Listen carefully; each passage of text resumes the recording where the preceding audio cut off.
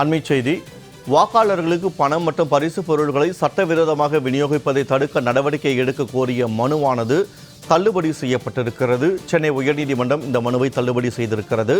பணப்பட்டுவாடாவை தடுக்க நடவடிக்கை எடுத்து வருவதாக தேர்தல் ஆணையம் அளித்த விளக்கத்தை ஏற்றுக்கொண்ட சென்னை உயர்நீதிமன்றம் இது தொடர்பான மனுவை தள்ளுபடி செய்திருக்கிறது. அண்மை தகவலாக பார்த்து வருகிறோம்.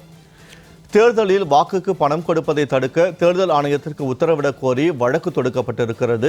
இந்த நிலையில் தேர்தல் ஆணையம் இது தொடர்பாக விளக்கம் அளித்துள்ள நிலையில் இந்த மனு தள்ளுபடி செய்யப்பட்டிருக்கிறது. அண்மை தகவலாக பார்த்து வருகிறோம்.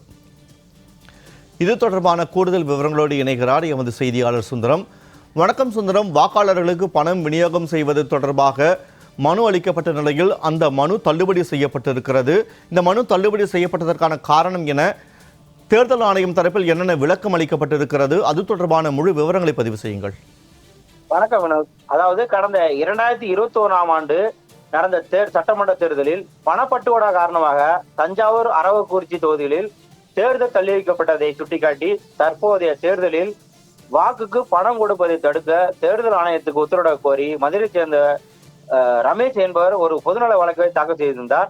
அந்த மனுவில் வாக்குக்கு பணம் பெறுவதும் கொடுப்பதும் குற்றம் என விளம்பரம் வெளியிட வேண்டும் என்றும், பணப்பட்டுவாடாவை தடுக்க கூடுதல் பறக்கும்படைகள் நியமிக்க வேண்டும் என்றும், பொதுமக்கள் புகார் அளிக்கும் வகையில் தொடர்பு எண்களை வெளியிட வேண்டும் என்றும், பணப்பட்டுவாடா காரணமாக தேர்தல் தள்ளி வைக்கப்பட்டாலோ ரத்து செய்யப்பட்டாலோ அதுவரை தேர்தல் ஆணையம் செய்த செலவை சம்பந்தப்பட்ட வேட்பாளர் அல்லது கட்சியின் தலைவரிடமிருந்து வசூலிக்க உத்தரவிட வேண்டும் என்று, கருப்பு பண நடமாட்டத்தை தடுக்க உத்தரவிட வேண்டும் என்றும் அந்த மனுவில் அவர் கோரிக்கை வைத்திருந்தார்.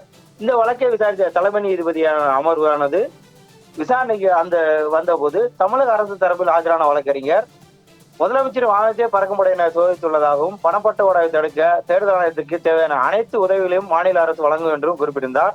அதே போல தேர்தல் ஆணையம் தரப்பில் ஆஜரான வழக்கறிஞர் பணப்பட்டுவாடாவை தடுக்க தேர்தல் ஆணையம் அனைத்து நடவடிக்கைகளும் எடுத்து வருவதாகவும், 2169 பறக்கும்படைகளும் 2166 கண்காணிப்பு குழுக்களும் பணியமர்த்தப்பட்டுள்ளதாகவும் விளக்கம் அளித்திருந்தார். இந்த விளக்கத்தை கேட்ட தலைமை நீதிபதியான அமர்வானது இந்த வழக்கை தள்ளுபடி செய்து உத்தரவிட்டுள்ளார். தகவல்களை வழங்கியமைக்கு நன்றி சுந்தரம்.